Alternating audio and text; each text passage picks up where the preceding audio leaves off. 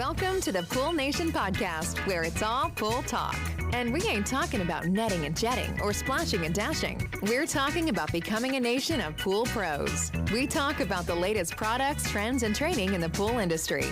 Now let's welcome your host, with over a decade of industry insider experience and still the reigning champion of Marco Polo, Edgar De Jesus, and his co-host, John JJ Flawless, the fastest netter in the West, and Zach the Pool Boy Nicholas.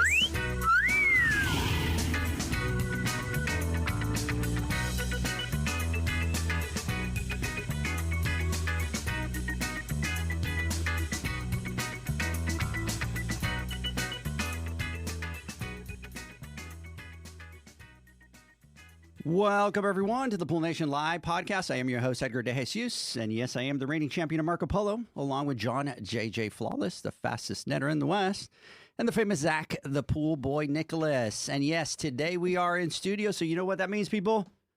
We are here with the Cannonball King himself, Mr. Spider. The what? The what? Cannonball King. That's it. That's all you got? That's all I got. That's all you got, bro? It's been hot here. Shout out to all y'all that have to work outside in this. Yeah. I get to sit in the sweet air conditioning when it's working. Hey, today we are joined with Jeremy Young and Orlando Gadea from Fluidra. We're going to talk about the new AquaLink Edge, why Edge beats the cloud, how your system keeps running even when the internet goes down, what Tracker IO means for running your business, and why getting smarter equipment into the backyard is a key to helping pool pros grow. But before we do that, I want to welcome everyone to our live podcast, a podcast where it's all pool talk. And we ain't talking about netting and jetting or splashing and dashing. We're talking about becoming a nation of pool pros. And yes, we will talk about the latest products, the latest trends, and the latest training in the pool industry. But before we get started, we want to thank our visionary partners for this podcast: the SPPA, Blu-ray XL, Aquastar Pool Products, Natural Chemistry, Raypack, Heritage Pool Supply, Harewood Pool Products, Encore Brands, Poolside Tech, Pool Brain, Knee Deck, and Encore Filtration. Mr. Zacharias, what's going on, brother? Man, I had a great time yesterday hanging out with you guys, and we were hanging out with Jeremy and Orlando, and we spent a lot, and I'm excited to get into it today, but we spent a lot of time talking about the future of the industry, talking about technology and where we're headed. And it's amazing to me, like, what technology is becoming and what it's going to empower us to be able to do. And I'm one of those people that's more resistant to it and things like that. And it's like, now even I'm on the, I'm an AI, and I've got Claude for these things, and I've got chat for these things, and I've got drones delivering groceries to my house, and I'm like, what have I become, But we've got some really good stuff that we're going to be diving in today, so everyone listen up. This is going to be great. Absolutely. Orlando, good morning. Good morning, Edgar. How are you? I'm doing great. How are you? Doing great. Thank you for having us here. How was that coffee this morning? Oh, it was fantastic. See, Orlando's one of my guys. Yeah. Orlando's one of my guys, So you guys talk pools, we'll talk coffee. Yeah. No dirty chais, though, right? No, John's not here, so no dirty chais for John. So we're keeping it clean. So, Jeremy, good morning. How are you? Morning. I'm good. Thank you for having me. Listen, I still got stuck in my brain where I've met you before, and I'm going to figure it out. You might get this like random text or call out of the blue going, I figured it out. And you're going to be like, who is this? What the hell are they talking about? But I'm going to figure it out. So, hey, want to give a shout out to everybody out there that is listening. Limping Elk Pools is going to be out at the boot camp tomorrow, so we're excited about that. Good morning. We're looking forward to seeing everybody tomorrow. Limping Elk is out from California. He's bringing his daughter and his son. His son is a 15-year-old from Raypack that's coming out. That was at that boot camp that's coming out. So excited to get to see you guys out there. And Fabrizio, big shout out to you, Jason, and our boys from Oxidation Potential Reduction. Big shout out to you guys out there. Go on the chat, send some messages to our boys. Mr. Matt, look, homeboy broke already. Mr. Matt Man, Jeremy Young is the man. So look at that. You know who Matt Man is? Yes, he's out in Southern California where I used to be a sales rep. Yes. So we call him Matty, and we joke around because when he first introduced himself, he's like, Matt Man. And it sounds like Batman. Yes. And I was like, what? So I turned to John and I'm like, Batman? He's like, no, Matt Man. So I've got a quick sidebar about Matt Man. When I'm driving up here, there's a gas station. It's a Love's, and someone must work there. But in the back window of their truck, it says Matt Man. And they're there every time I come up. I should take a picture of it sometime and send it to you, Matt, because I've never heard that before, seen it before, and like randomly in the middle of Texas at this Love's gas station, it's there. So yeah, that's awesome. So hey, Michaela, big shout out to you out there. Gillespie, big shout out to you out there. I'm glad that you guys are joining us today. So big shout out. Let's see how many people from Fluidra from your team give you guys shout outs. You know, we should have done some type of competition and a giveaway. So figuring out who gets the most love. Right? Who would it be? Who would it be? Who would get? I think Jeremy would probably get. Yeah. Yeah. Jeremy would get a huge shout outs out there. So, and by the way, Jeremy was out in my neck of the woods out in Orange County. Yes. And we'll spent kind of 5 years there. We'll kind of talk about that. territory. So, hey, before we get started, there's a couple things that I want to talk about. Tomorrow is the Heritage Pro Service Academy out at the PEP Heritage branch in Van Nuys. So we're excited to get all the pool pros out there. I think we've got like 104 people registered to come out. Excited to be able to do that after the podcast later, 8 o'clock tonight. I jump on a plane, fly straight out over there. I'm there for a day, turn around, fly back over here.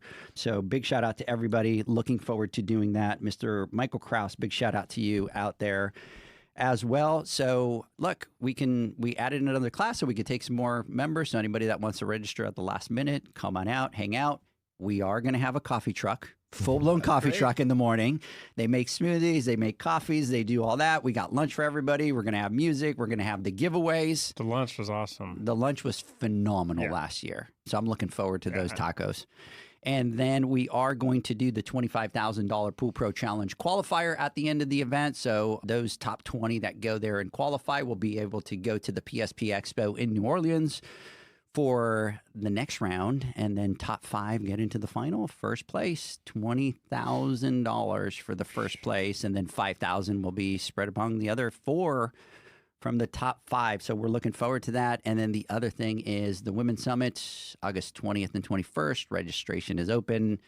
Women, I think we will probably sell out within the next 2 days. I think we have 17 spots yet. It's crazy. So we do have the drive that we're going to be doing the day before. So definitely go out there. And Zach, nominations open for the Pool Nation Awards the 17th, not next Wednesday, the following Wednesday. It's just flying by. It is just absolutely insane how time flies. So everybody out there, we're glad that you're joining us today. Hey, let's jump into this conversation. I was already getting a couple pool pros that were messaging because some of your team members were kind of reaching out to them. So a big shout out to my boy Jay Brakefield out in Denton. So anyways, let's get started. I'm going to start with you, Jeremy, and I want you to tell me, tell me a little bit about yourself, but more kind of the personal side. Sure. Yeah. I'm raised in New Jersey. I moved to California in 2013. I have 2 little boys, Exton and Eamon, and my wife, Tara. We love to surf and hang out at the beach and enjoy Southern California. And you're a big surfer. How long have you been surfing? I've been surfing my entire life. I would say I was a big surfer, but now I spend more time with my kids than surfing and working. But they're both getting in the water now, and they're getting up, and so I get to go back to that, which I'm really excited for. Okay, so they're getting in the water now. Oh, yeah. Yeah? Oh, yeah.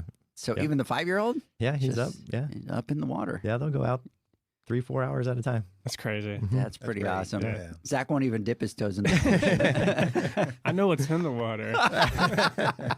Zach's waiting for the shark in the shallow to kind of come and get him. So, no, that's absolutely awesome. So, Michelle from Michelle's Pool is a big surfer as well. So, we'll have to kind of connect you guys. That's pretty awesome. She does her route and halfway through around lunchtime, she stops always close to the ocean so she can eat real quick or surf and then eat and then kind of go do the rest of her pools. But it's funny because she builds her route based around where she's going to be able to stop. Isn't that the beauty of this industry, though? Is that you have the flexibility to be able to do that?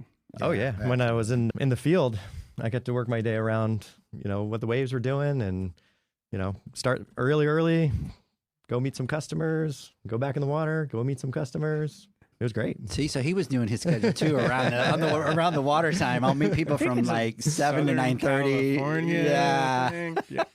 The truth comes out now. Yeah. But you're safe. Still put a lot of work hours in. You're safe because the company has sold a couple times from when that happens. So you're good. That's right. Well, yeah, and I'm a big golfer, but I had a lot of customers that like to surf too. So Really? yeah. Oh, that's interesting. So, yeah, I guess that would kind of be cool, right? Like you get your customers like, hey, instead of playing golf, let's go surf. Yep. So And you're not trapped. You can get out and move on with your day. Move on. Yeah. Awesome.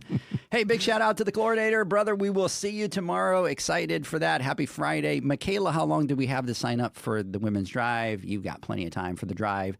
Sign up. I do have to tell the women that sign up for the drive, you are going to have a VIP experience. We are going to be spilling some huge tea on July 10th. We picked the date, which is going to be a Friday. So stay tuned for that. You guys will get a jump, and I can't say too much because I can't spill the tea. I can't spill the tea. So, but you guys will have a VIP experience for those of you that sign up, and trust me, it'll be worth your time. Orlando, good morning. Okay, good morning. How are you? I'm doing great. Thanks for having us here. No problem. So what about you? Tell us a little bit about you personally. Yeah, so I'm originally from Uruguay, very small country in Latin America. Now with the World Cup coming on soccer, some of you may know because famous for having good soccer players, which I'm not one. Married, 3 kids, live in Florida. I've been living in the States for 16 years now. So how old are your kids?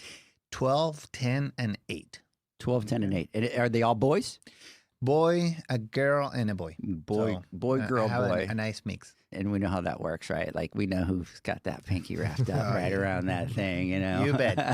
I don't even deny it anymore, you know? Yeah. My wife gets angry at me because my girls are coming like, Daddy. And she's like, you know they're going to. I'm like, what's your point? What's your point? I'm like, whatever. So that's awesome. And so you're in Miami. I am. Okay. And how long have you been out in Miami? 15 years. 15 years, yeah. Wow. I went there for a weekend. Absolutely loved it. And staying there. Yeah, and it is beautiful out there. We just went over to kind of Hollywood. The airport was a little questionable, but so is LAX. Right? I think any major airport is like really questionable nowadays. Yeah. Getting into that, is that where you fly into, Miami? Yeah, I normally fly out of Miami, out of habit mostly. Mm-hmm. My wife thinks that Fort Lauderdale is much better. I'd rather do the 15 extra minutes driving to Miami normally. To Miami. And fly out of there, yeah. Probably a lot more flights, right? Many more connections. Yeah, many more connections, especially in my line of work that I travel a lot internationally. So yeah, many more connections.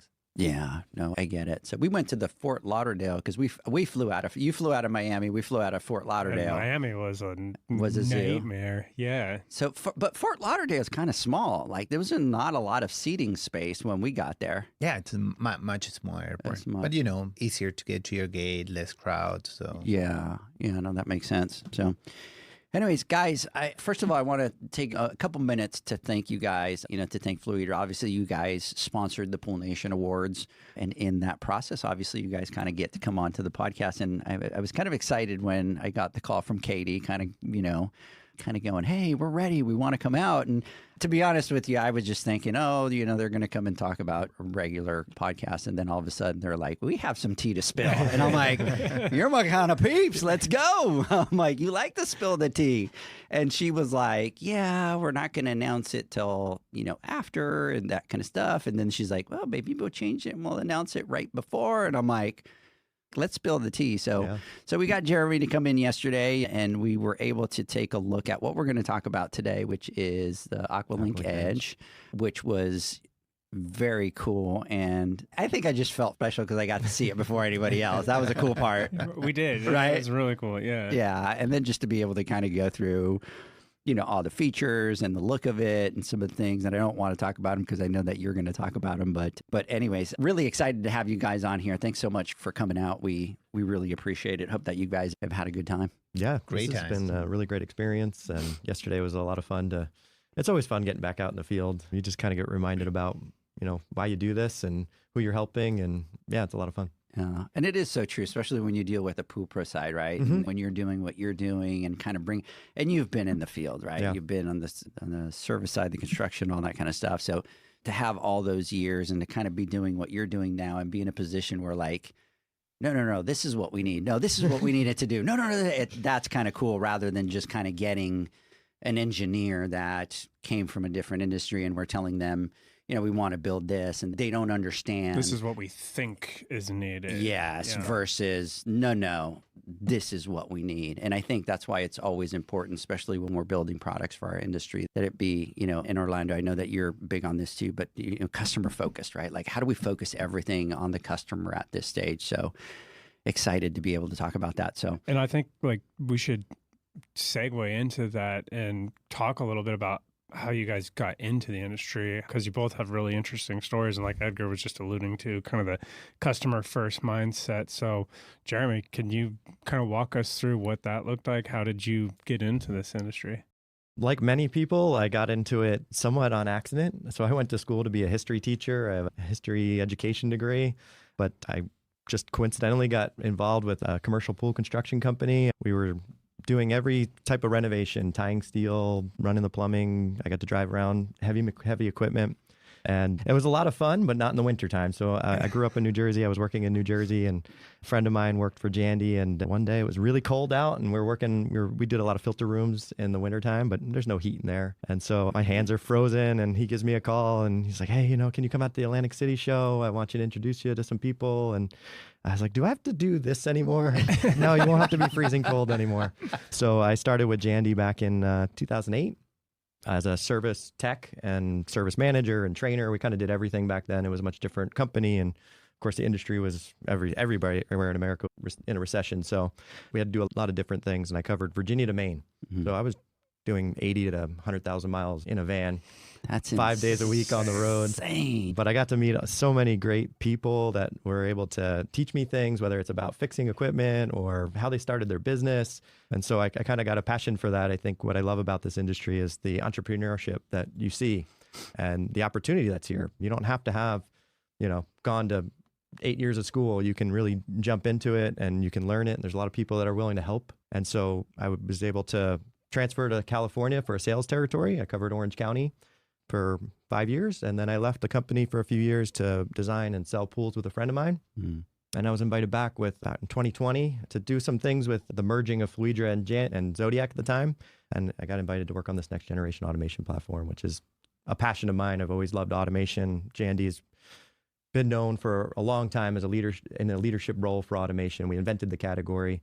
So I get to kind of renew that. So I'm really excited for this product. I knew that. And I love that I see it so much as that you can't leave. We always joke about you can't leave this industry. Once you're in, you're always in. Yeah. Here you are. Yep. Yep. Once in, you're stuck, right? So I do have a question I want to ask you.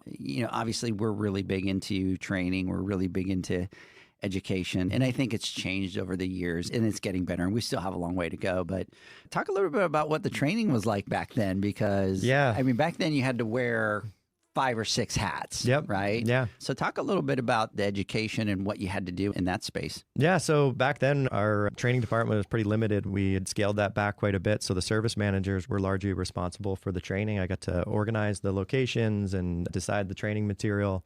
And my education background, it was fun. It was, a way to exercise that. And, I did the first season of it. It went well. We got through it. But then the second year, I'm come back and we're kind of going over the same material and the same people in the room and we're kind of getting the same questions. And so I had a moment. I'm like, something's wrong here. We're not learning like we should. And so we would do things where we have simulators and we give out troubleshooting guides and we ask them to go through these problems.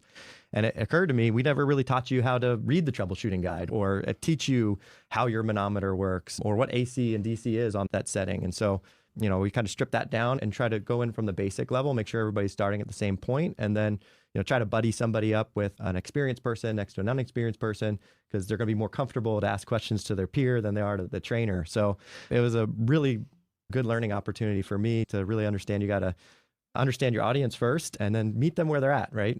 I'm excited to tell you about all these Jandy products, but you might benefit more just to learn some basic things and go apply them. And then you're going to call me about the Jandy product and I'll help you with that specific thing. And it was one of my favorite things to do, actually, is to do those trainings. It was a lot of fun. Yeah. Now, you said you were a history teacher? Yes. Did you geek out and start I can see the first one. What was the first year that Jandy came out? No, I'm just kidding. You're laughing, but I do that. Yes. No. I have timelines of all the first things that we've done or when we introduce something. All right, and throw some timelines at us. Even within Fluidra presentations, sometimes, not everybody's been to the company we've gone through lots of different transformations. And so, just show people a little bit of history and where we come from and what are our core values and where they came from. Mm-hmm. It really helps people understand where we're going, right? we integrated with home automation back in 2000. That was, we introduced that in 2000. Today, you think that's commonplace, but we were the first to do that 26 years ago. And we learned a lot from that. And we learned a lot from the AquaLink. And now I get a chance to take all those learnings and see what did we do well and what do we need to change and how do we need to do things differently. Yeah.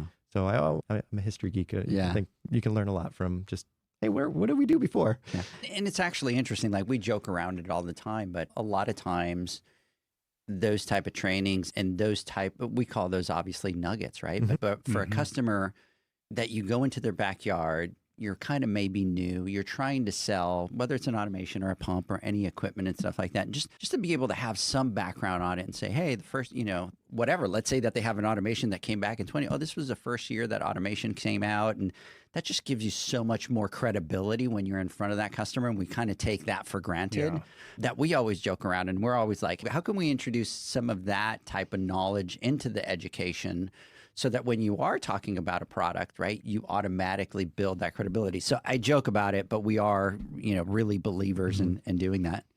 Yeah, and I mean, you tell that story all the time, and like not only just with history, but just go out and get all the education you can on everything. So when you're in the backyard, you have that confidence and that nugget. I want to talk a bit about being different back then, because you're saying you were really responsible for you kind of had to facilitate the whole training, right? The booking, the scheduling, and what was that like? Because I mean, you're already having to put it on, which is a task in itself. Yeah, it's a lot of work. I have nothing but appreciation for our team that does it now. Finding locations and organizing food. Food is the biggest one. What is everybody going to eat? Do you have enough for everybody? But coffee, I'm not a coffee drinker. You guys are joking about coffee, but that gives me so much stress when I'm showing up with a customer and they I want wouldn't coffee. go to his class. I'm like, I don't know, a box of coffee. Give it, A box of coffee. We're losing audience. Man. There's all these things you guys put into it. It's a lot. Orlando, you're going to have to save this podcast, bro, because you just... For the people coming to a Fluidra training, we have good coffee people. Jeremy, it's never in charge of the coffee. It's not a box. I promise. It's not a box. Yeah. It was a joke. This was just kidding.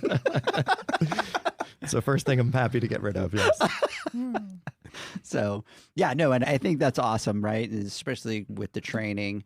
And I think going back, I really, truly believe it's kind of helped shape kind of what you do and with this product that we're going to talk about, because you've kind of done it all. And we were sharing war stories about training yesterday, and it was exactly what the conversation was, right? Like we sometimes, whether it's automation and we're going to go train somebody and we're going to say, oh, let's wire this relay. And everybody looks at you like, what's a relay, right? And so for us, we're talking pool all the time that you tend to forget that. And so you always kind of have to kind of remember and just kind of come back and be like, just because I've talked about it 20,000 times doesn't mean that I can skip it, right? That I can go to that next level. So I want to give a couple shout outs here real quick before we go on. So our boy Benny, big shout out to you out there. Megan Hightower, Edgar loves tea. Yeah, I love to spill tea. Yeah, she's got me. Matt Man is saying, I am Batman. You can call me Matt Man. Big shout out to Naomi. Naomi, we'll see you out at the Women's Summit. Kevin, big shout out to you out there, brother, as well. See you later on this afternoon. And then the Chlorinator, I've heard great things about Jandy training. We'll look into doing up.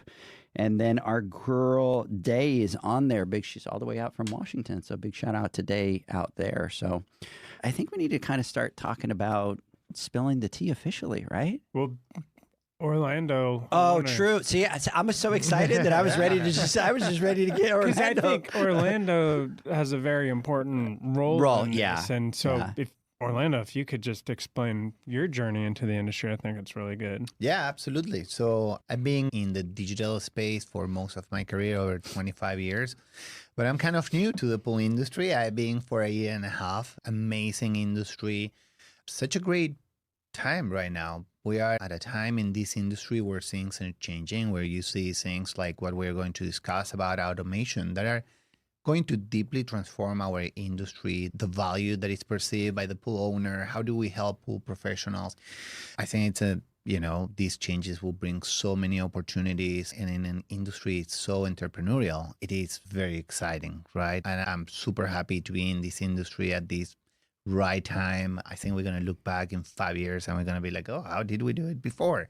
So very excited, very exciting industry. very happy to be here. And that's true. And we talked about it a little bit yesterday, right? We talk about it all the time, the industry being 10 or 15 years kind of behind, right? And we've got great products. I'm not saying that we don't have great products, but with technology and the investment of everything, whether it's AI or, a lot more connectivity and a lot more data and a lot more having that data to be able to help, whether it's a homeowner, a pool pro, or a builder, whatever, kind of run their business a little bit smoothly. But I agree with you 100%. It's like you came in at the right time. And in a lifetime, you don't get a lot of those opportunities to come in at that pivotal moment and be part of that. And I think for you guys, it's even harder because you're part of such a big company, right? And there's so many different people in so many different departments. But for you, Orlando, to be able to kind of come in at this pivotal time and just kind of be able to go, I'm going to be part of that change, right? I'm going to be part of that vision is exciting to me. Oh, absolutely. One in a lifetime opportunity. Really exciting.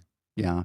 So let's talk, and everybody listening, we're going to talk a little bit about that and how everything's going to kind of come together in that big picture and what Fluidra kind of sees the future of kind of the industry and the connectivity and all that kind of stuff. And I'm excited about it because I truly believe it is the start of getting out of that older technology and really being able to see what it is that technology does. And it's exciting because we don't know what it is, but we kind of have an idea of what we want it to be, right?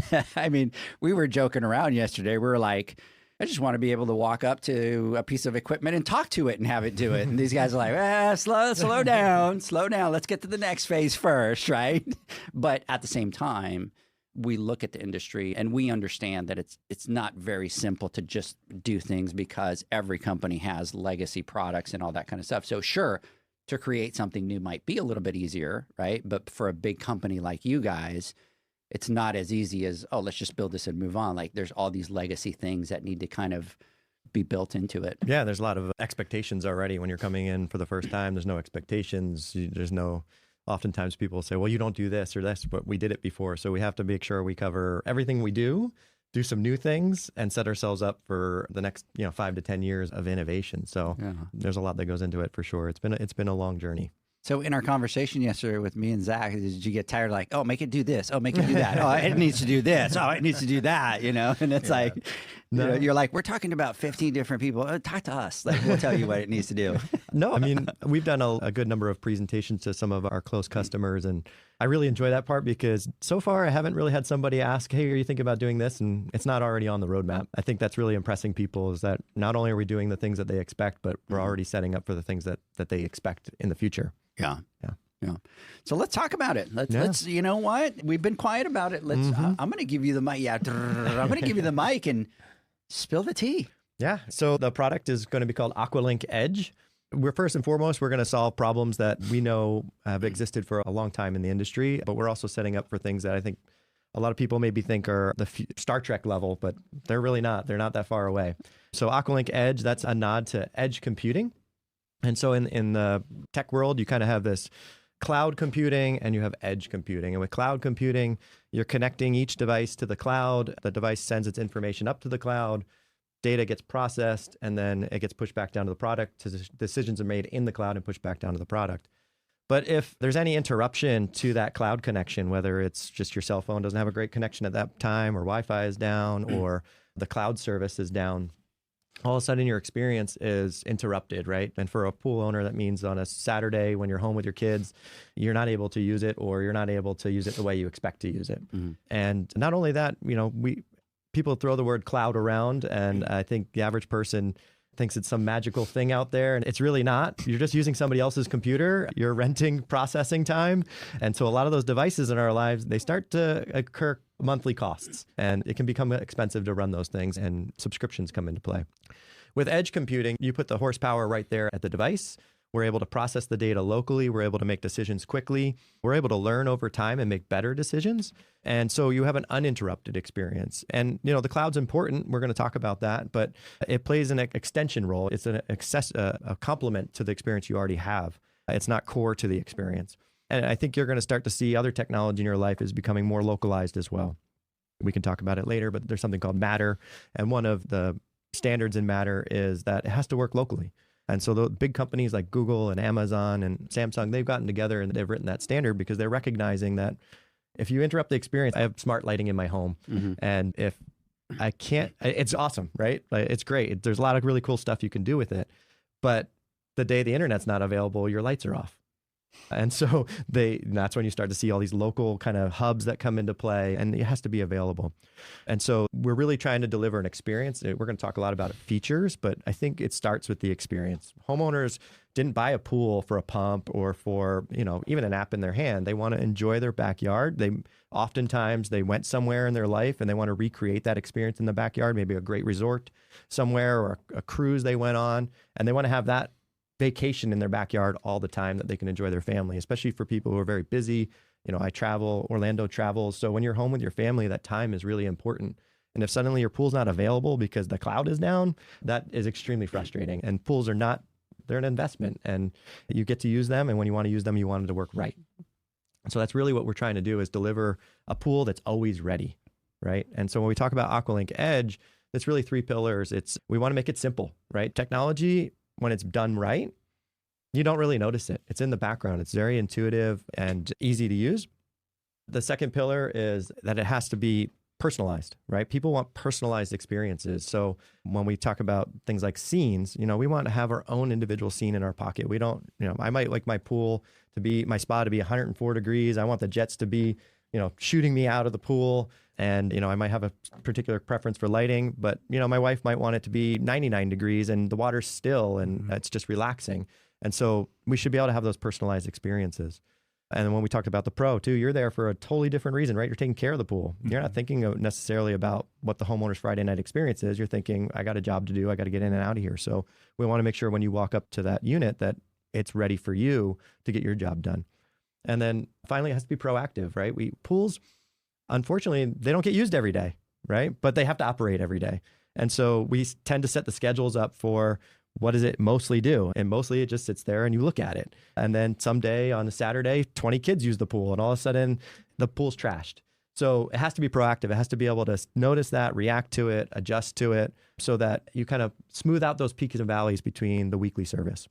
And so those are kind of our pillars. When we get into features, I think the number one thing that we're going to get some recognition for is we're finally going to have a display inside of the can, right? So big complaint, we don't have one today. We have these service remotes we make you guys plug in, and we understand that's a huge pain point for you. And we also understand that the phone is not a solution, right? That not every single person has a phone. We're not all paying for every single employee's phone plan. But not only that, there might be something going on at that time and your phone isn't working. So you need that anchored screen there so that you can get in and out of and do your job properly.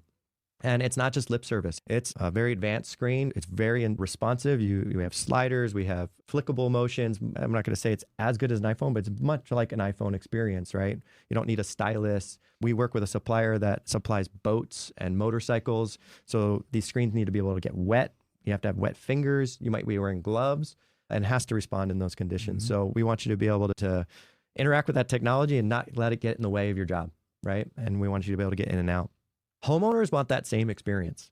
So we've done several market studies now on this, and over 70% of homeowners tell us we want a dedicated remote in the house, right? I don't want to always have to find my phone. There's multiple people in the house that not everybody has the app. And so they want that experience available to them whenever they need it. And so every one of our AquaLink Edges is going to come with a 10-inch in-home display that's very modern, feels like an iPad. It's anchored to our system. It controls our system. It's not going to get repurposed for something else. And it's always available. So that, again, if there's a cyber attack on, CrowdStrike was a big one where, I can't even go to google.com, and I understand the pain, but we're getting calls about, I can't use my pool. Well, the rest of the world can't stream Netflix right now, and everybody's in this boat. Yeah. But, what a great time to use your pool when you can't use all that technology, right? So we really believe in anchoring that local experience so that, again, your pool is always available, always ready. And that extends in the future into making sure the water's always ready for the homeowner. It's interesting to me to watch kind of like things go in cycles. And, we went out as a society and it became the cloud and everything in the cloud. And then, which was great and has all these great things, but then now we're starting to see like the connectivity issues and the interruptions and things like that. And then, attacks as those get more sophisticated. And so now it's this move, okay, technology's gotten better. Now we can localize this and use the cloud and create an even better experience without the interruptions. And then so kind of went this way and now we're kind of coming back this way. And then when you're talking about the remotes, the big thing for people was I want it on my phone. I want it on my tablet. I don't want to. And now it's like, well, just get me this thing that can sit. And now it's always there. And it's beautiful. It's really, I was really impressed by it. So it's just interesting to see how we kind of go one direction and then back the other. And then I'm sure we'll shift us. I think it's a balance, right? So it's not that it went all one way and all another way. It's how do you use these things in their best, put their best foot forward, right? The cloud's super important. We want to be able to get those notifications out to the pros. We want to be able to take that data, aggregate it, build better algorithms so we can do better predictive behavior. But we can push that down locally to the unit. And then pools are a little like snowflakes, right? So, when I used to teach classes, one of the questions I'd get is like, well, what percentage do I set the salt system to? And, I would tell people, I could take an entire pool, and if I could magically lift it out of the ground and drop it into the neighbor's house, they're going to be two different percentages. One might be an older family that, just likes to sit next to the pool and look at it. And the other one has 2 dogs and 3 kids swimming in the pool. They're going to need totally different operation settings. And so what that allows us to do is to kind of build these global things, but then at the local, at the edge, understand that I expected this reaction in the pool chemistry, and that didn't happen. There must be something here that means that it's different. And so then we can build that, customize that down to that individual pool, personalize that algorithm to that pool so that it is working correctly, right? And that builds trust, right? If you're always 20% off, it's better than what we have today, but you're still always 20% off. You don't really trust it. We want to get as accurate as possible. Yeah. And, also, you guys are a global company, right? So there's a lot of different things that you guys have to look at versus, me just running my small pool company.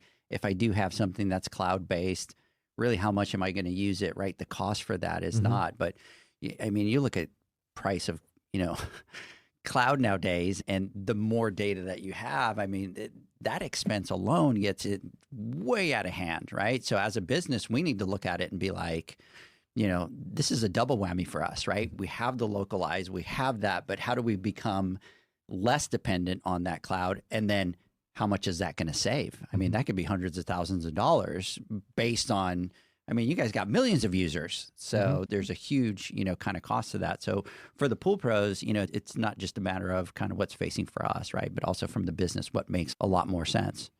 And of course, I bitch about it because we spend a little bit of money with all these servers and stuff like that. And it's a little bit. I never thought about it. I don't even want to know what that bill would be like. I'd be like, oh, hell no. But just like everything else, the cost of everything is going up, right? And obviously, those are big, huge data centers that have to be operated and so those, so you don't want to be dependent on them as much. Well, we want to enhance the experience, right? We want to give you the best of both worlds. So there is a very strong cloud component. There's also the edge component. So you get both. Right? And there are pros in each area, and we try to maximize on the advantages that the different technologies provide. Yeah, no, but it's ingenious, right? Like you have it at that local level, and it doesn't matter if that goes down. You're still going to have access to that to solve that issue. Getting the best of both worlds like yours. Which, and it does happen. Look, and there's other, and I'm not going to name names, but there's other companies that are in the pool industry and they've had issues, right? And so then all of a sudden all their pools go offline. And then you've got all the pool pros getting calls from the customers kind of going, well, none of this is turning on. Well, none of this. And they're like, kind of have to wait. Well, you don't want to be in that position as a big company. Yeah, we've had our own experiences with that, and unfortunately it happens on a Thursday or a Friday, and the team does a great job of reacting to it, but you can't remake time, right? So Saturday happened, you can't go back and get Saturday back. And it always happens at the worst time. It's like, I always joke around, I'm like, we open up nominations and for some reason our site goes down, right? And it's like, really? Like it couldn't be in January when nobody's looking at it. So, we were talking about history. We started out our automation system when you had a Nokia phone with the snake. That was the technology you had in your Wait. A Nokia phone with what? With the little snake game. Remember they used to be? You would make it grow. That's pretty crazy when you put it in that perspective. So did you have one of those? Yeah, the little flip phone. You play Snake. And do you remember that? I know about the game. I never played it. I was just wondering because you're so young. I thought you were going to go, what's a Nokia Snake game? So that was my time. That was your there. time. Yeah. So imagine we have learned a lesson or two in the last 20 years. So that's what we're trying to do with this new product, bring in all the experience, all the lessons we learn into driving the next generation of automation. Right. So what is this bad boy going to be able to do? Yeah, of course, we talked about the screens and its local decision-making capability. There's a couple more interesting things that we're doing that are industry firsts. So one of them that I'm really excited about is every system is both salt and light ready. So we're going to be able to run those systems without additional transformers externally. So we're supporting up to 150 watts of light right out of the box. And that's going to not only reduce all the things that are hanging on the wall, but integrate the experience into the can. And we have a lot of plans for how we can enhance the lighting and the entertainment of the pool, right? So one of my personal goals for this project has been get people to enjoy their pools more, right? Get them to use it more. So if it's always available and always ready, I'm going to use it more. If I can entertain you with the lights, right? We want to do that. And so every system right out of the box, you don't need to hang additional transformers. You're light ready. Another one would be that we have a flow rate meter. We've been working really hard on getting an accurate, somewhat inexpensive flow rate meter that we can include in the box. I think it's really important that we know what is the flow rate and that we can do it in multiple points in the pool, right? Not just the overall flow rate, but if you want a water feature to perform the same way all the time and it's off of a valve somewhere, we want to be able to put a flow rate meter on that and say, okay, run at this aesthetic all the time, and the pump can just ramp up for that. I also think it's important that we kind of get away from today. Some people are doing the calculations, others are just setting things at the maximum, and that's good enough. But hours of runtime and RPMs, it's pseudoscience. Like, let's turn the pool over once, right? And then things happen. Like I said, we have to be proactive. Things happen throughout the day that maybe interrupt that service. And so we need to be able to respond to that and make sure the pool turns over once a day. So internally, we call it outcomes. We want outcomes. We want to be able to achieve specific jobs. Right? It's not about the equipment. It's about what does it look like? What is it? Is it the right comfort level? Is it performing its duty? Is the water clear? If your water's clear, why are we running the filtration? Right? So if we can measure those things and perform and react to those things, then we can be really efficient, and we can also make sure that the pool is ready for the user. I love that outcomes. I think that is like a great way to look at it. And I think like people were moving to that. We want that simplification. We don't want to have to think about it. And, I was sharing my story yesterday about the first, variable speed that we had installed to automation for one of our customers. And by the end of it, the outcome I was giving them was, okay, on your remote, you're going to hit, if you want to use the spot, AUX 1, AUX 2, and AUX 4. And if you want to run low speed, AUX 2 and AUX 6. And I'm just like, I'm literally driving away from that, like, what have I done? Yeah. Yeah. But this new, and I think this is where the future lies, is it's changing the mindset from like reducing that cognitive load that I was talking about, just making it, okay, if there is an interruption, I'm trying to get the one turnover a day, it automatically is making the correction to make up for that. And you're not having to piece together all this stuff. That's right. Yeah. And it's interesting. We've been in testing for a long time. We put our first system in the field about 2.5 years ago. And so we have a support team in the field So that's 2.5 years ago that you put the first one in the field. Yeah. So I'm going to back engineer this thing. So that means I would say minimum 2, if not longer, that you started working on it. Yeah, that's about right. I mean, we're on our 5th year here, so it was a lot of specifying and feasibility we got a lot of ambitions here. I'll talk about some of the technology we're going to be using. So we want to do feasibility. Is it possible? What does it cost? And then also the user experience is center to all of this, right? I mean, you can have an amazing system that, can do backflips, but if you can't get it to work, then what's the point of all of that? So we spent a lot of time working through what the user experience should be. And then also we took that 30 years of AquaLink RS logic and we had to rebuild it. And so we went through all of it. What does RS do really well? What can we improve? And you get into all these interesting niche cases of like, what happens if a user does this? How does this have to respond? And whiteboarding all of it and all the different scenarios that could happen. And so a lot of planning. And then, you start working. And then one of the things that we've had to do as a company is really transform how we build products. We've been a hardware company for our entire existence. And now we have to be more of a software company. And that's a very different skill set and different process. And so we get the product early on and that's not right. Like that didn't come out the right way, or you thought it looked really good on paper and then it doesn't look really great on screen. There's this iterative process that if you went and saw what the first screen looked like and what the screen looks like today, it's very different. And that's based on getting users to use it and getting some feedback. And then, okay, well, what do we got to do to massage this? So yeah, it's been a long process. The team they're working really hard. We have working nights and weekends. And as a global company, we're actually working around the clock. We're going to develop almost 24/7. It's over 150 people working on this project. So real shout out to them.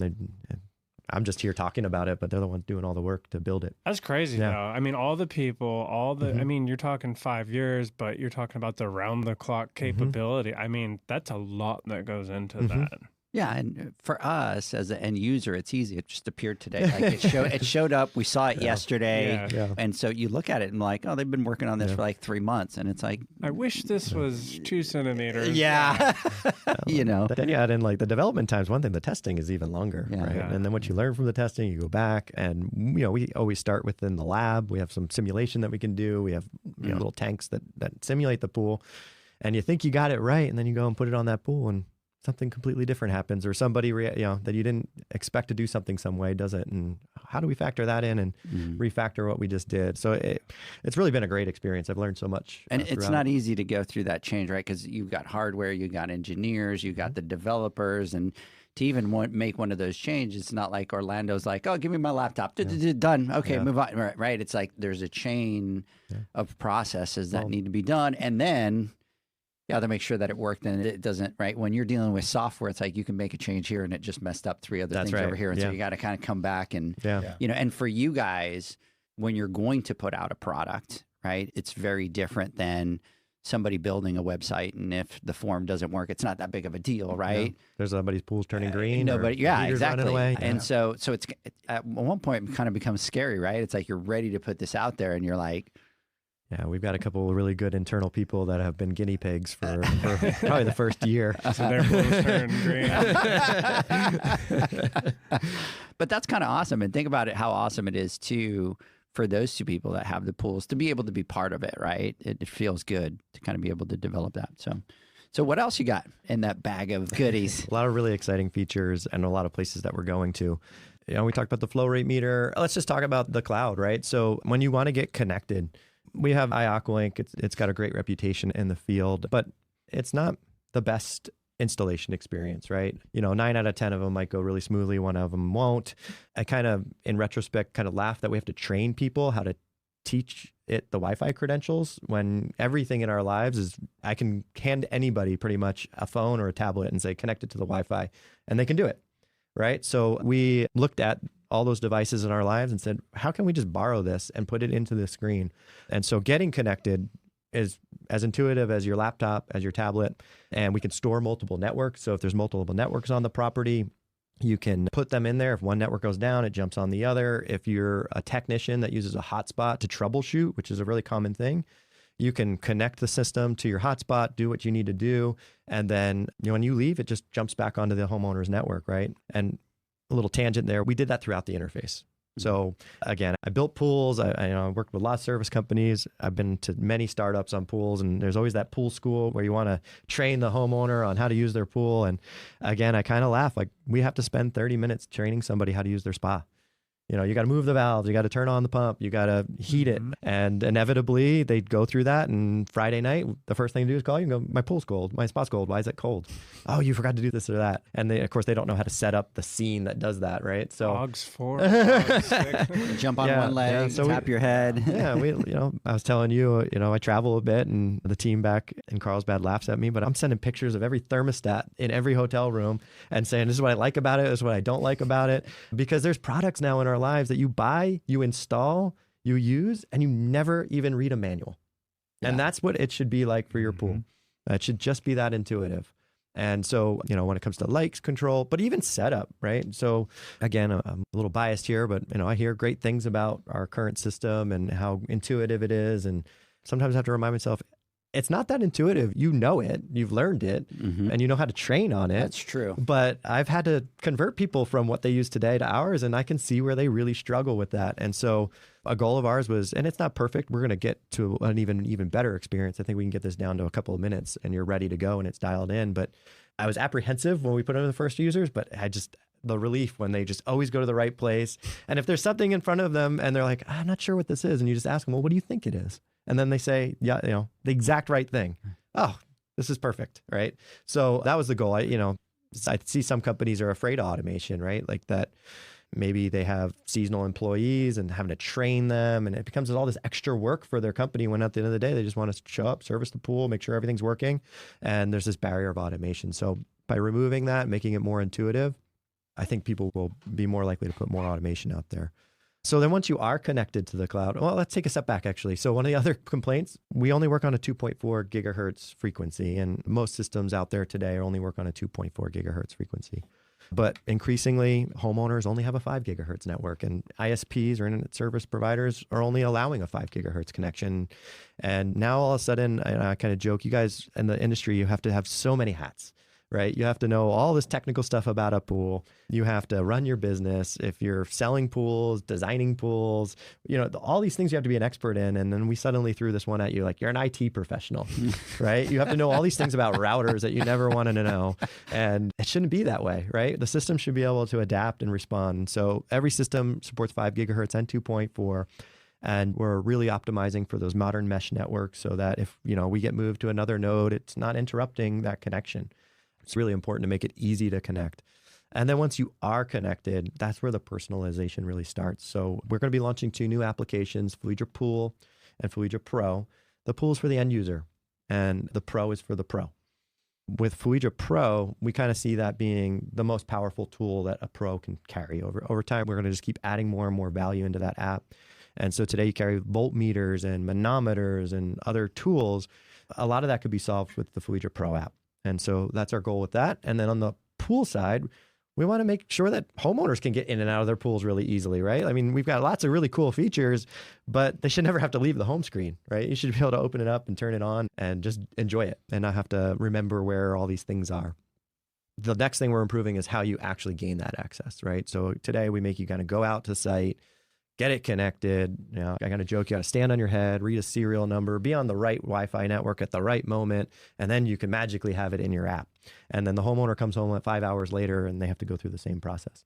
So we want to make it as simple as sharing your account. So share access and, setting some permission levels. So it doesn't have to be, hey, dad, do this. Hey, dad, do that. Now, everybody in the home can have the app in their pocket.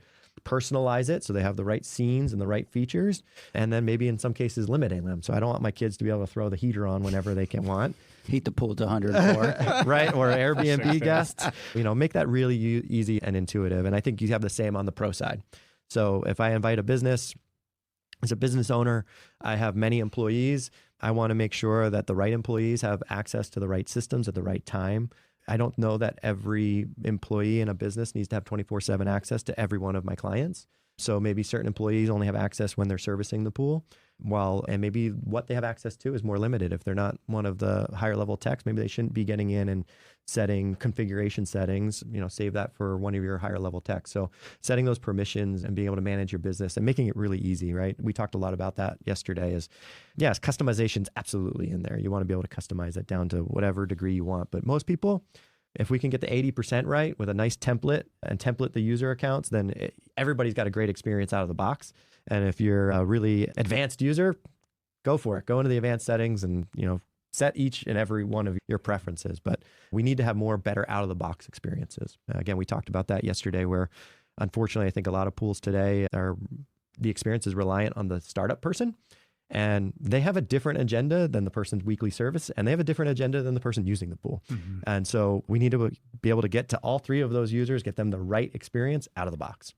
And I think this is important that probably a lot of pool pros are going to ask. So obviously I can still have, right? And I'm gonna go back to all my Airbnb days, and I just want to be able to have all my customers on there. So I'll still have that, absolutely, that one page where I can, Lando calls me, hey, my light's not on. 1 second, boop, now, good. Okay, perfect. Yeah, so that's where monitoring is central to this. So being able to monitor all of your pools and have some high level status on whether or not it needs attention or it requires action, delivering you notifications in the way you want and when you want them. And, so you want to know, maybe you want to know right now if a pump is down, but something like a light that's out, maybe that's more of like an inbox kind of feature on your app or on your dashboard in Fluidra Pro. Yeah. That's more of a monitoring service. And then Orlando will talk a lot about Tracker.io. There's another layer above that where maybe we could take that data, aggregate that data, and start delivering business efficiency on top of that. And so that's where we see software and hardware working together. Is the equipment got to be great. It's got to be the best in class, but then when you have this layer of software coming along that can help you route and run invoicing and things like that. So you're just moving on to the next pool. Awesome. Hey, I do have some questions on that, but let's do this. Let's take a word from our sponsors. It's already been over an hour. So when we come back, I know that there's a lot of people. You know what? Let me do it right now so that they don't get mad at me, because then they'll get mad at me. But Super Piscinero, big shout out to you. Jay, Rita, Victor, what's going on? Ben, sorry. And by the way, Zach, is it Pool Psycho or Pool Cisco? It's Pool SYCO. Sicko. Sicko. Is it Psycho or Sicko? I would go with Sicko. Sicko. And you? Sicko. I'm going. I'm the only one that. Zico. Wait, you Pool Zico too? No, Pool Z. The Pool Zico. Okay, Exactly. got it. Pool Zico. Okay. I'm the only Good job, idiot. I'm the Spider. only idiot that. Yeah, thank you, Spider. I'm the only Pool idiot over Psycho. here calling him Pool Psycho. We were joking on the Instagram Live because he was on there. But anyway, I was just trying to see if anybody was going to read the same thing that I did, bro. Big shout out to you out there, Kevin. Big shout out, Ellen Leontini. What's going on? Let me know if you're going out to Van Nuys. Would love to be able to see you out there. El Gabe, good morning. What's going on, brother? Barstow Pools. Kenya's coming down with Josh, and they're bringing two of their techs out to the boot camp. So big shout out to you out there. CNC. Bro, let me know if you're going to go out to Van Nuys. Bellafina Outdoors, the Brantler. Big shout out to all you guys out there. Spider, let's take a word from our spiders. When we come back, we are going to continue because I do have some questions on the notifications. Hey, pool pros, you're already at the pool. You're already trusted by the homeowner. So why are you leaving pool deck renovation money on the table? Cool for Pools is a roll-on pool deck coating that reduces surface temps by up to 38%, passes ADA slip resistance standards, and installs in under 3 days. No specialized labor, no tear out. Just clean it, coat it, and seal it. A 1,600 square foot job requires $2,500 in materials and bills at $12,800. That's over $10,000 in pre-labor profit. Add it to your next estimate. Ask your local Heritage or SCP locations about Cool today. Visit encorecoatings.com or call 888-776-2242.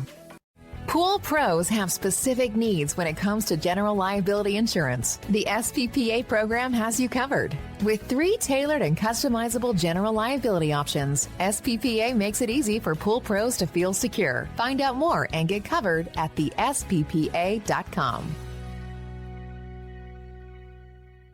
U.S. Motors Neptune Variable Speed Motor provides a versatile replacement solution for all your pool pump motor needs. This motor can communicate with pool control systems, provide low voltage options to work with time clocks, and can be installed as a standalone pump motor. The Neptune motor can be easily installed on existing pumps, upgrading them to a variable speed pump without the need for replumbing. Enjoy energy savings and quiet operation by installing a Neptune Variable Speed Motor today. For more information and to find your local distributor, visit usmotors.com/pool.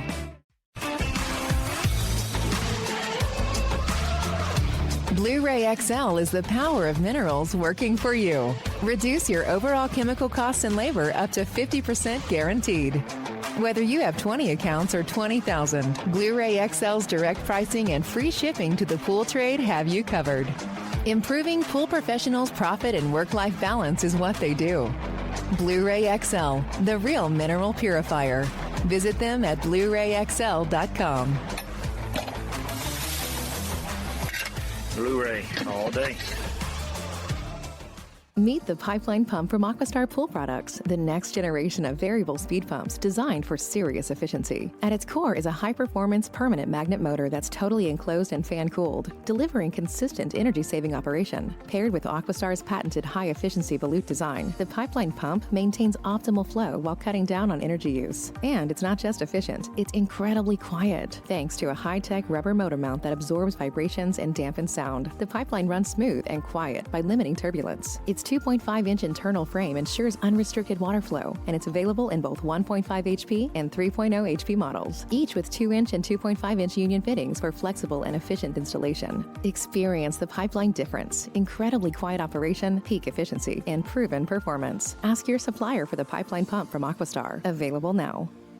Natural Chemistry, a leader in specialty water care solutions for over 30 years, is proud to provide products that make pool service easier than ever before. Its unique enzyme formulations in Pro Series Pro Blend improve efficiency of your pool program while reducing frequency of filter cleaning and scum lines. Natural Chemistry is also well known for its wide variety of phosphate removal solutions that include a non-clouding formula in Phos-Free and extremely high-range removal with Pro Series Phos Remove or Phos-Free Max. Save time, save money, save work with Pro Series products.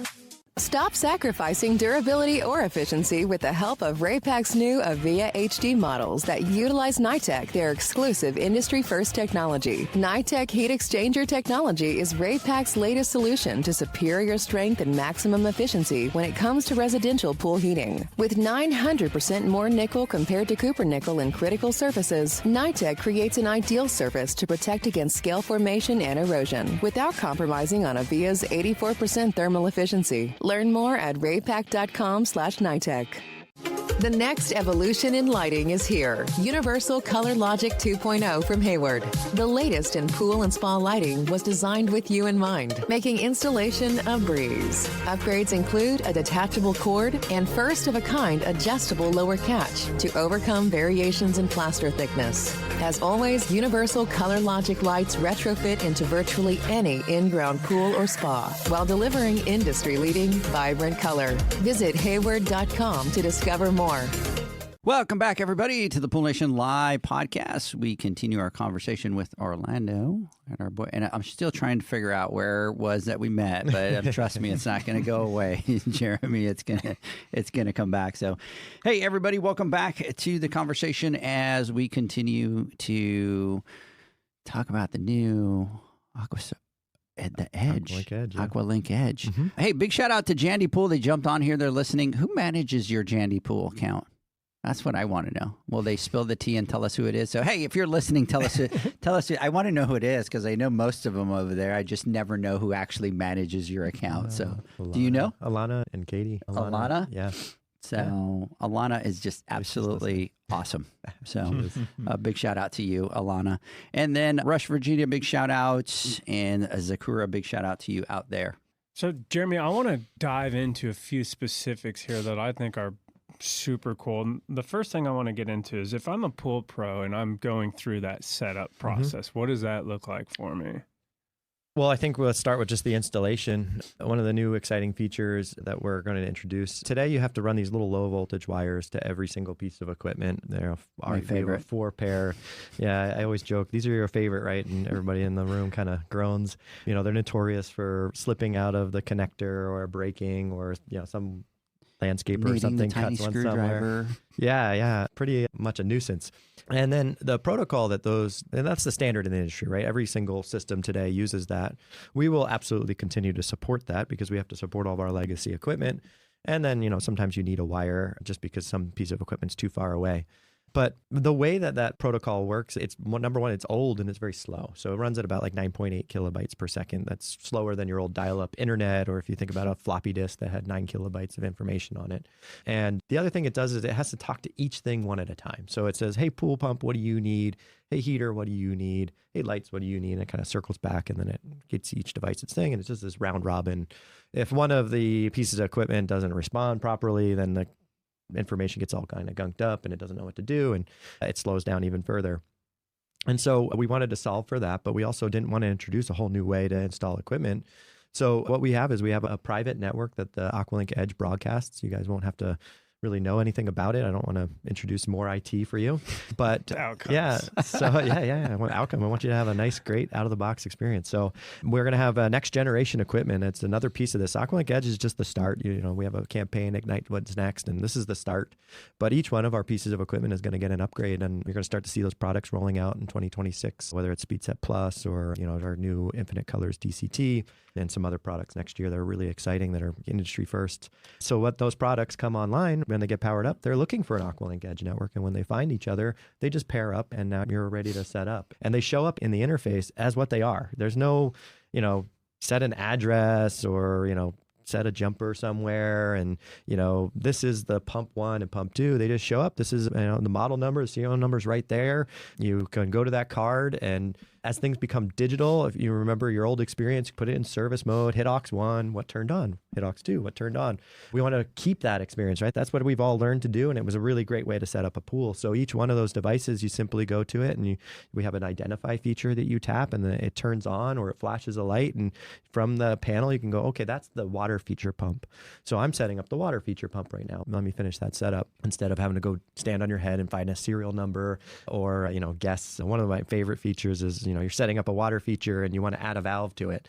Well, a little drawer slides out and you've got your list of available valves, and you tap identify and the valve kind of moves around, and all right, you're not tracing the wire back and seeing which socket you plugged it into. Yeah. You're able to sit there right at the panel and really set that thing up really quickly. So we're introducing this wireless network in AquaLink Edge, and we call it the Fluidra Pool Network that you can connect to. And we really want it, it's kind of a magical experience in that way. And that extends to other things too. So the first time you turn the power on, we kind of have this discovery process that happens. We tell you it's about to happen. We want you to turn the power on to everything. And if you have something plugged into an aux, you'll see it'll kind of ping each aux, and it'll just populate the ones that have something plugged in. Same with the actuator. So you don't have like a list of 16 actuators or 16 auxes that you have to go set up. Just the ones that are actually installed are the ones you're going to set up. And things just kind of show up as you plug them in. Flow rate meter, when we get to covers and leveling, these things just kind of show up, and you need to set them up right now. And they just automatically just boop. Yeah, it's a pretty short process. It takes about 15 to 30 seconds, and then you land on a setup, on the setup screen. There's no wizard. It's just sitting there and saying, okay, these are the devices that need to be set up. What do you want them to do? And that's that outcome thing, right? I know you have this pump. It's a piece of equipment, but what do you want to do with it? Right. And then you set up what you want to do with it. And then just kind of this to-do list. This is all your unconfigured equipment. And as you configure it, it kind of falls into the pool space or the spa space. Or we actually support up to 4 bodies of water now. So you could have 4 pool spa combos. They just kind of populate out there. And then the homeowner isn't looking through a list of features. They're going to a geographic area like a pool. And these are all the features in the pool. These are all the features in the spa. So they can find things.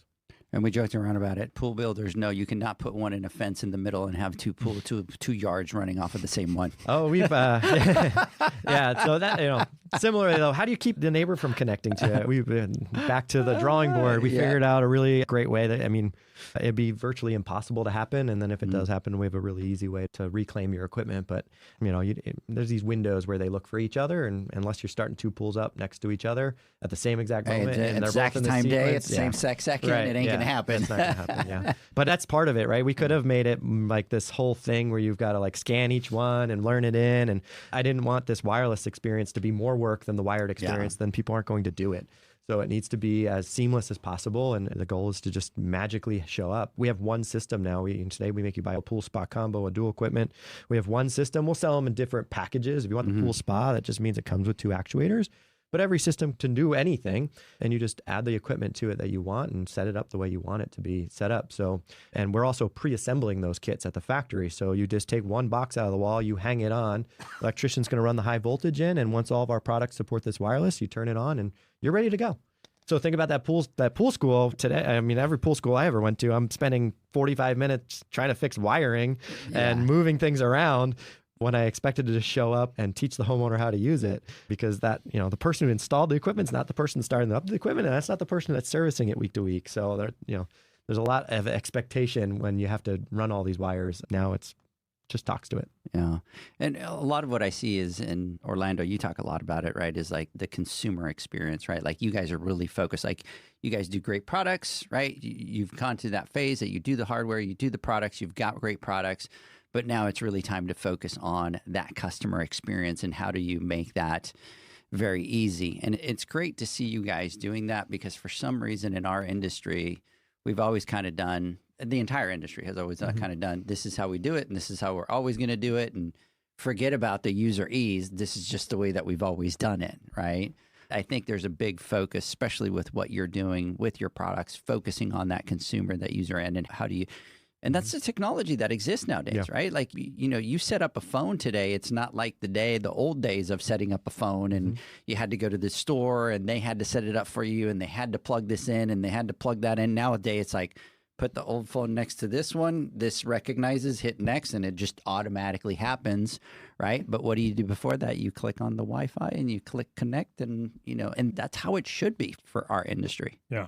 Even making a phone call. I mean, you went from this and now it's just, hey, call Edgar. Yeah. Yeah. So I think the experience is the product. Yeah. Yeah, no, that's awesome. And I love to see that. And I love, especially with what you guys talked about it yesterday, right? Like there's certain things that we call in our industry and we kind of make the user live into what you were talking about with spa mode, right? And it's like, for us, it's easy because that's what we do. But most of the time you tell somebody, you got to put it in spa mode. And they're like, what? What does that mean? Right? Yeah. Or you're talking to them on the phone and, my spa drained. Well, that's because the actuators are changed because you had it in spa mode and then you put it in pool mode. And for us, we know what that means. But that conversation right there to a user's like, right. What the hell did he just say? Or like service mode, we've accidentally left it in and you're like, okay, go out to the box and do you see that? And they're like, what? Yeah. Well, that's another one that we fixed, right? So I've talked to many people and I can't tell you how much, just get rid of service mode. Well, why? My guys leave it in service mode. I got to roll a truck out there and enter service mode. But at the same time, service mode is really important, right? It has a purpose. Yeah, we want to make sure that you can go and service that pump and it'll never turn on. Also, too, there's all these kind of safeties like heater cool downs and things like that if you're trying to troubleshoot, get in the way. So you need to be able to go into this kind of service mode so you can service the equipment. And so if the problem is you keep leaving it in service mode, how can we set up the system so that it isn't possible, right? And so our experience now is there's service mode. You hit service mode and it lands on a screen and asks you, faults to 3 hours. It asks you how long you'd like to stay in service mode. It's customizable. And if you want to keep it in service mode because you're doing some sort of like acid startup or some sort of special service and you want to leave it that way, that's a deliberate decision now. There's no accidental, I left it. And then even then, when you leave the property through geolocation, we can just say, hey, you left that in service mode or you left the heater in manual mode. And before you're too far gone, you can go back and set it up. I mean, I know I've driven back to properties an hour or 2 hours later. Oh, geez, go back into auto mode. It's not an uncommon mistake, even if you're really familiar with our systems. Yeah. Everybody's made that mistake at least once. Now, can you take it out of service mode later on in the app or any of that? Or right now, we don't allow you to remotely remove it. We don't know who's on that property or what they're doing. It's like a lockout. But like I said, you'll be able to see you can see all the stuff that's happening from your app. Today we kind of just say it's in service mode and have a countdown, and you can see everything that's happening. But it will be on a timer and it'll come out on its own. And if for some reason you don't make that selection within about 5 minutes, it starts beeping at you. Like, you need to make a decision here. We're not going to stay in service mode forever unless you tell us to. And so we think that's going to be a better solution, but still preserve the need for service mode. So can I create customizable? Can I create a message, an alert, whatever notification where if the pools are left in service mode and me as the owner, will it send me a message? So the notifications, we're doing a lot of user work right now on that, right? Some notifications can be a double-edged sword, right? 100%. 100%. First pool got connected and everybody's like, oh, can't you tell me when this happens? And that's been the expectation for a long time. But as you start to see those things rolling out, the people I've talked to, they're like, this is really more of a headache than it was a help. All of a sudden, I'm being notified about something that normally is not a big deal and I would handle on my normal service route, or you're notifying my homeowner at the same time as me, and now I'm just getting an extra phone call. And so we're doing a ton of user work right now to discover, what are the right notifications? What's the right volume level? Meaning, is it a lock screen notification? I was showing you guys yesterday, I got some lock screen notification from something that wasn't really important, right? Yeah. And your phone's binging you about it because all these apps on your phone that think they're the most important thing in the world. And, imagine you're a homeowner, you're sitting in a movie theater and your phone tells you that your pool light is out. Like, that's not relevant to me right now. Yeah. Right. And then, like I said, building the templates out so that out of the box, we're doing for 80%, we're doing the right thing, right? And then, of course, there's always going to be that exception where you need to change the setting or something. And so we want to make that customizable, but customization isn't the starting point. It's kind of like when you used to set up a piece of software in your computer and it would say, like, do you want to do the basic setup or the advanced setup? And basic setup covers 80% of the world. Advanced setup, people who really maybe are more technical and have a more specific way of enjoying something, they'll go into that menu. But then, of course, going back to personalization, we can start to learn and know your personal list. So you don't have to do that every time, right? Once you do it once, this is my setting. So a future feature for us is kind of credentialing you. When you walk up to the pad, you've got Fluidra Pro in your packet. And instead of it just being this generic thing, it's like, hey, Edgar, this is what you have to do today. And we already know your service mode preference. You don't like 3 hours, you like an hour. And you're not having to do that at every single site and set that setting at every single site. That's crazy. Yeah.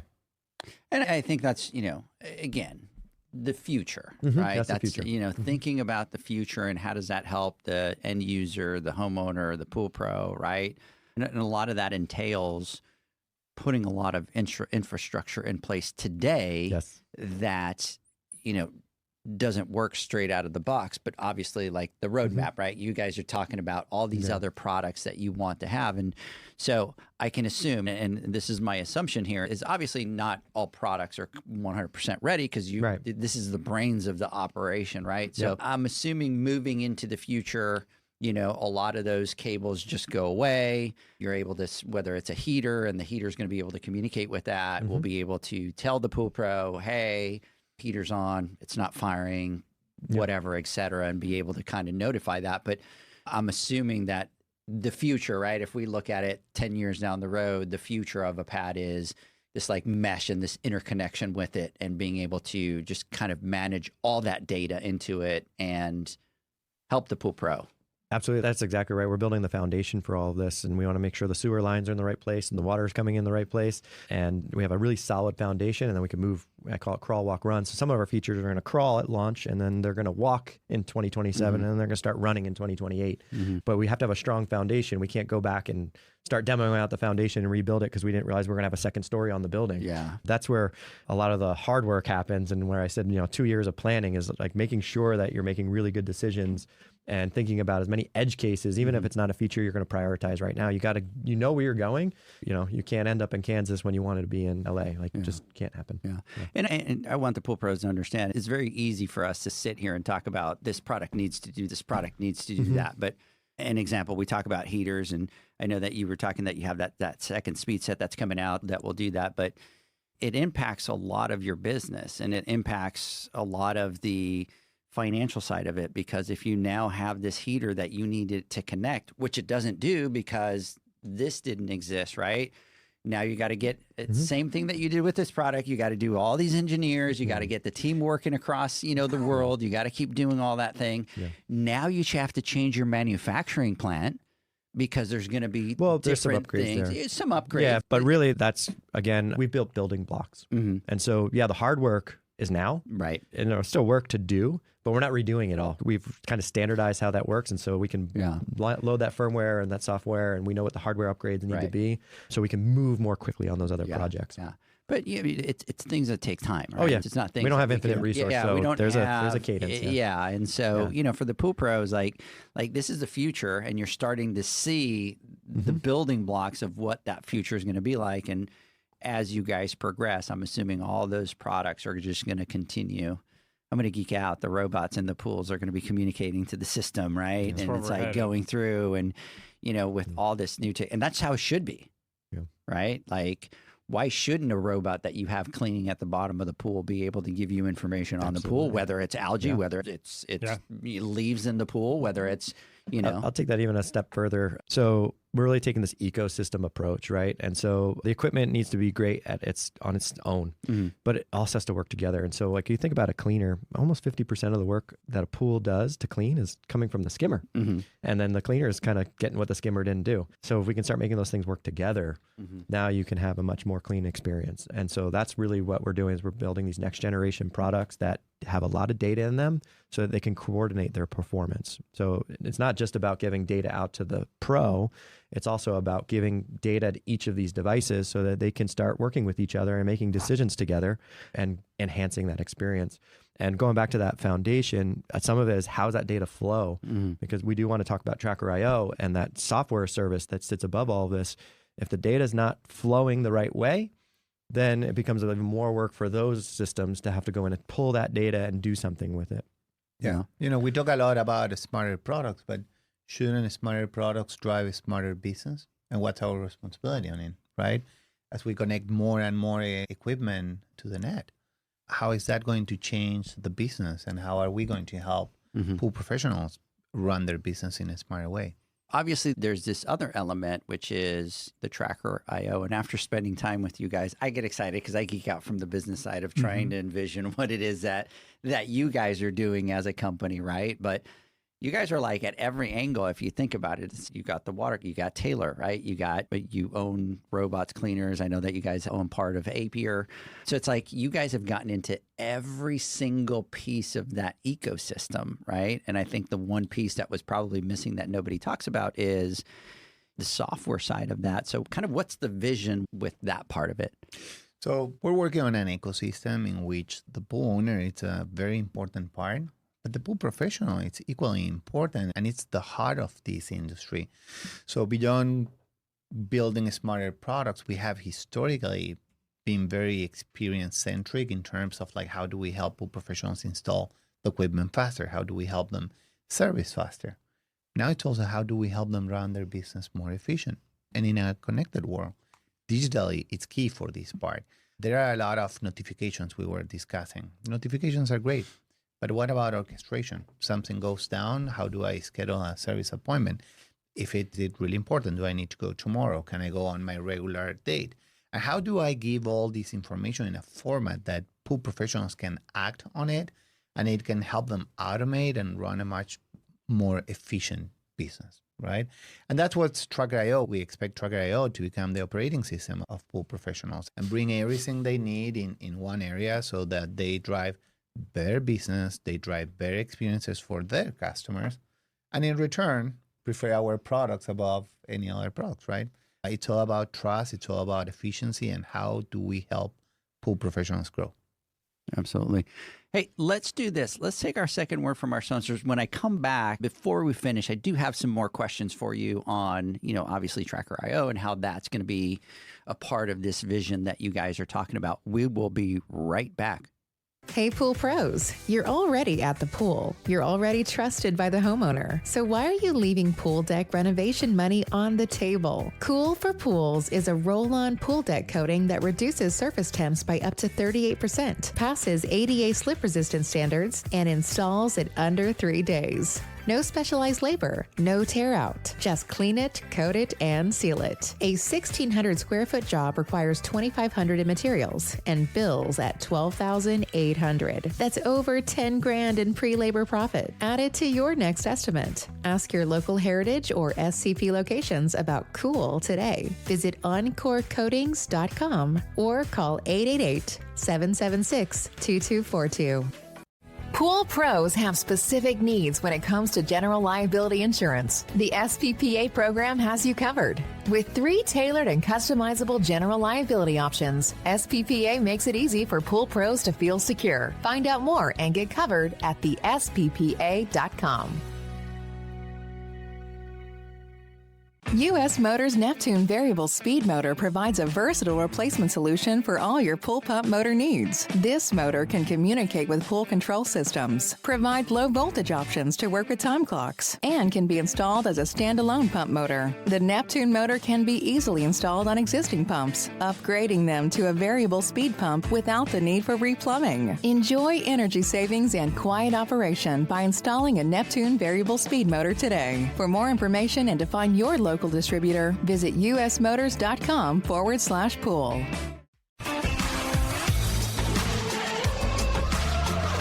Blu-ray XL is the power of minerals working for you. Reduce your overall chemical costs and labor up to 50% guaranteed. Whether you have 20 accounts or 20,000, Blu-ray XL's direct pricing and free shipping to the pool trade have you covered. Improving pool professionals' profit and work-life balance is what they do. Blu-ray XL, the real mineral purifier. Visit them at BluRayXL.com. Blu-ray all day. Meet the Pipeline Pump from Aquastar Pool Products, the next generation of variable speed pumps designed for serious efficiency. At its core is a high-performance permanent magnet motor that's totally enclosed and fan-cooled, delivering consistent energy-saving operation. Paired with Aquastar's patented high-efficiency volute design, the Pipeline Pump maintains optimal flow while cutting down on energy use. And it's not just efficient, it's incredibly quiet, thanks to a high-tech rubber motor mount that absorbs vibrations and dampens sound. The Pipeline runs smooth and quiet by limiting turbulence. Its 2.5-inch internal frame ensures unrestricted water flow, and it's available in both 1.5 HP and 3.0 HP models, each with 2-inch and 2.5-inch union fittings for flexible and efficient installation. Experience the pipeline difference, incredibly quiet operation, peak efficiency, and proven performance. Ask your supplier for the pipeline pump from Aquastar. Available now.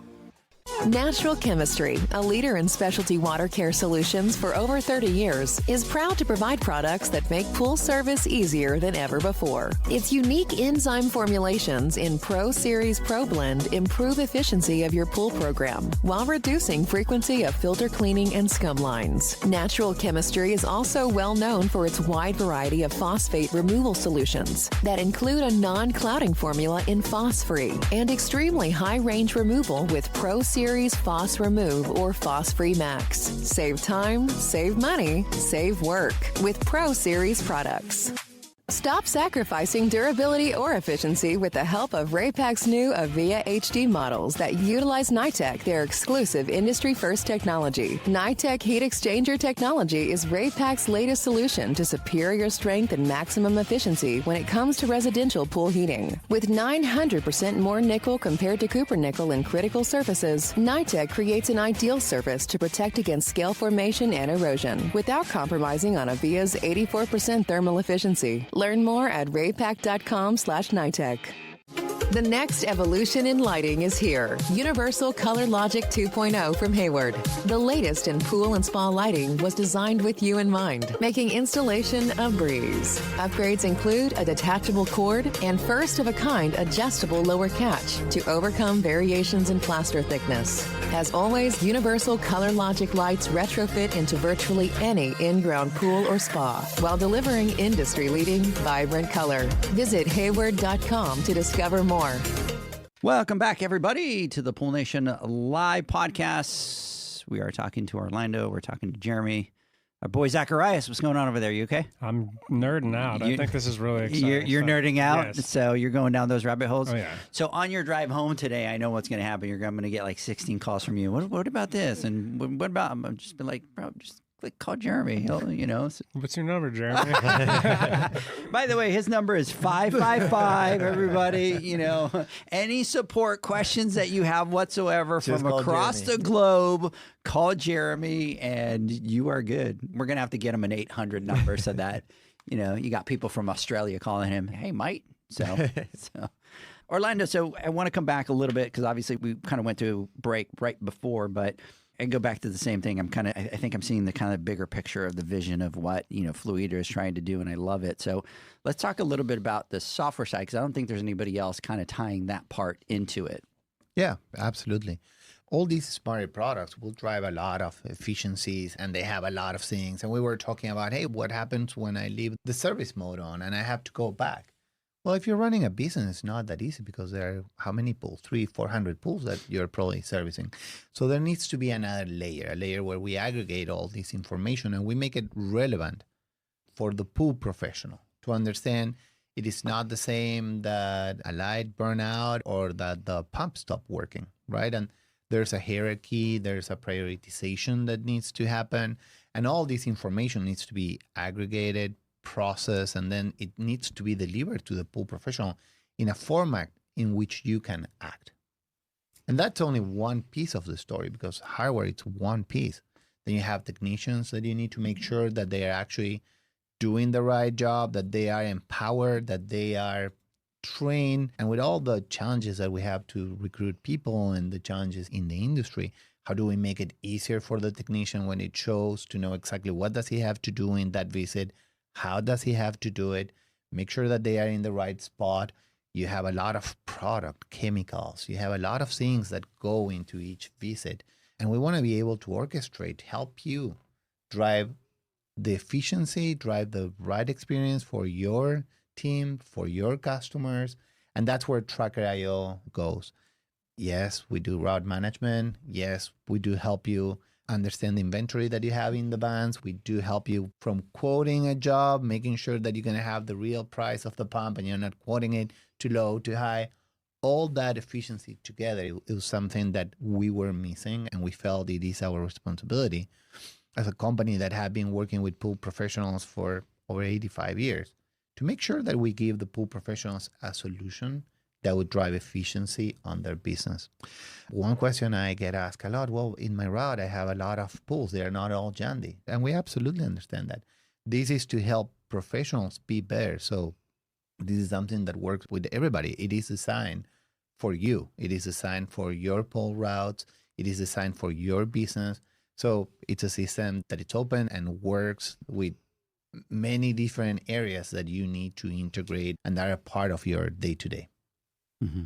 I think it's great. I just kind of I can imagine that as you guys progress, that's only going to get bigger and be able to provide more information for the user, right? Because you're going to be able to tie in one side with the other side. Yeah, absolutely. Absolutely. But then again, more than the information, the data, what is really important for us is the value that we are delivering. We have great products. We have built trust over the years. How do we increase the touch points that we have with professionals to drive trust, to drive preference for our products? Right. And you do have, especially bringing it all together, you are going to have obviously those core customers that you have driven, right? That you have great relationships with. And, now that's going to be a tool to be able to help them, even more. I just geek out with, especially when it comes to all the data, right? Because the more that we move this industry in that direction, and I think you guys are probably one of the first ones moving in that direction, and you said it specifically. It's, yes, we're a hardware, we make things, but how do we become a software company to the side of it to bring it, all together? It's just going to become, more powerful. And data is so important, but if you can't do anything with the data, or if it's not something you can use to your advantage, then that's great. You have the data, but yeah, exactly. That's what Zach says. How do you use all this data to empower the pool professionals, right? And that's where Track.io plays. Tell me how much you're geeking out coming into the industry at this stage to be able to do that. Huh? I love it. We're going to go through a rabbit hole. It's just like, it is fantastic, Just think about all these changes, and for a pool business, how much can it change? How much can it change your business model, right? Mm-hmm. Do your customers pay you to spend 10 minutes in a pool, or do they pay you to have crystal clear water every time? And then the means in which you deliver that will be different, right? So it's very exciting the way that your customers as a pool professional perceive the value of your service will also be changing. And we have this amazing opportunity to be working with pool professionals to help them drive this change. And I didn't think about it, but you guys have a software for pool builders too. We do. It's called ProEdge Build. So you got that one too? Yeah, we do. And I can only assume that's another area where you're going to be able to kind of integrate that. Yeah, so future feature for Edge templates, being able to move one configuration to another. But as a pool builder, we could start to build those templates off of the contracts that you write. So you come up to pool and it's already configured, right? That's the goal. Like the software, it's going up and it's coming back down. Imagine walking up to the in-can display and instead of it being just a generic home screen, it's, if you're a Tracker.io user, it's saying, here's your to-do list. You have to empty the basket. You have to, check the chemistry. And instead of playing with your phone as well, as you're interacting at that screen and completing those different tasks, it's checking it off and creating, this is what we did today, right? Mm-hmm. A lot of times we've had a previous software available, and what you found is a lot of technicians, they had it in their pocket, but they're moving from job to job. They're not going to stop and pull out their phone and check a bunch of boxes off. They want to get to the next pool. They got a lot to do. Yeah. And so again, the more that the products can be seamless that way, and make sure that they were serviced, it's a kind of a win-win for everybody there. Yeah. It's an ecosystem approach, right? And we have highly specialized tools for highly specialized functions like pool service. And then we have other software that is highly specialized for pool builders, right?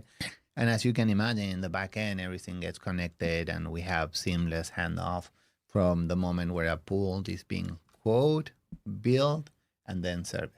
That's absolutely amazing. One quick question, and this one's kind of out of left field. So if I'm a pool builder, right? Here I go down the rabbit hole. This would be the call of later for Jeremy. Hey, Jeremy, can it do this? So I'm putting on a pool builder hat on. Pool builder goes out, which is awesome if you think about it. Once you get there, right? Everybody that's listening, follow me on my journey here. So, we're in the future. You have all these systems that you don't need any cables. They automatically kind of connect and stuff like that. You turn this thing on. everything kind of connects to it, right? So all you have to do is kind of probably connect the Wi-Fi, right? And kind of get that set up. It recognizes everything, drawers come open, blah, blah, everything connects, right?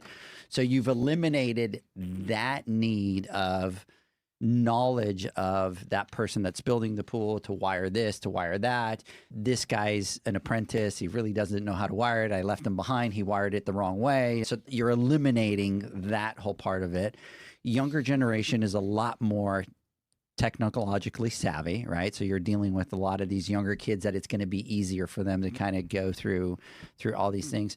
Will that pool builder be able to have a template for every build that they have where they could just kind of create a template and go drop it in that job? Yeah, that's a future feature. Yes, that is probably sometime in 2027 we'll roll that out. And that, I don't like the word eliminate. I think you're freeing that person up to do something more useful, right? So instead of standing there and spending an hour and a half programming a system, you're turning it on and it's already kind of dialed in. And now that technician can be off doing something more valuable to the business. Yeah. Yeah. But Like training the homeowner on how to use it or introducing them to their system, what they showed up to actually do, right? Yeah. Zach, I feel all smart over here that I thought about something for the future. And they're like, yeah, we already thought about that. Like, we already. That's how it goes. I'm the one 10 years behind. So, anyways, guys, believe it or not, we've been talking for almost. Yeah. Okay, Zach, go ahead. When is it available? That's a very one of the big questions. We talked about everything but the most important part. Yeah, so we have been testing now for over 2.5 years. We're entering another phase of that testing. Some of those sites have been added, but after July 4th, we're waiting for the holiday to kind of pass because there's a lot to do before July 4th. Oh, yeah. But we'll be moving into a beta phase with some of our really close pool partners. And it's all building up. We're going to be taking early buy orders in the early buy this year, and we'll be shipping some systems starting at the end of this year. So it's coming quickly. Nice. It'll be here before you know it. Our We're first, already in June, so you're talking 4 months away. Yeah, our first units went into what we call production Yesterday. So they're coming off the line as production units as of yesterday. Yeah. They should have sent you some videos so that we could see it. We should have gone, look, Edgar, production. We right? That's top secret. And We that's do top- have some really good B-roll. They're like, you're on a need to know basis. You know what we need you to know right now. So, Yeah, look, kind of like the CIA. And if you guys want to try Tracker.io, you can go to Tracker.io.com. We're offering 30 days free. And if you text us that you hear us on Pool Nation, we'll probably extend that. Nice. See, we should have talked about that before, right? So, Yeah, I'll just add, this is the beginning, right? We're starting to talk about this product. You're going to see a lot of information rolling out over the next couple of months as we get to that full launch date. And if you want to learn more about Edge, we have a link, jandy.com/edge. And that is a resource for you to keep up with the latest updates. yeah. So I want to give you guys a big, huge shout out. I know it's very difficult to, and we talk about it all the time, right? Like you guys came out on a Wednesday, and I know it's very difficult to pull both of you away from what it is you're doing. But I do want to give a shout out to Alana and Katie out there. They've been absolutely amazing with us, kind of connecting and setting all this up, and been very patient with us. So big shout out to you ladies out there. Thank you so much for always reaching out, always staying in touch. And I want to thank you guys for coming out and taking the time. I know it's not easy to pull 3 days, and we're kind of picky when we're like, oh no, we need you for a couple of days to be able to do that. So we really appreciate it.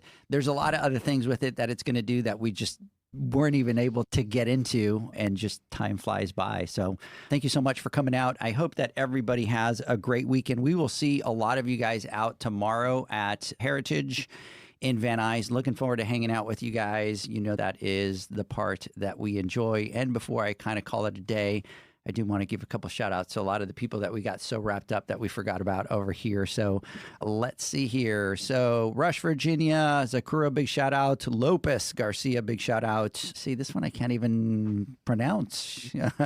Dream Construction, Maria, big shout out to you. 9 Fathom Pools. We'll see you tomorrow for sure. I know that you're going to be there.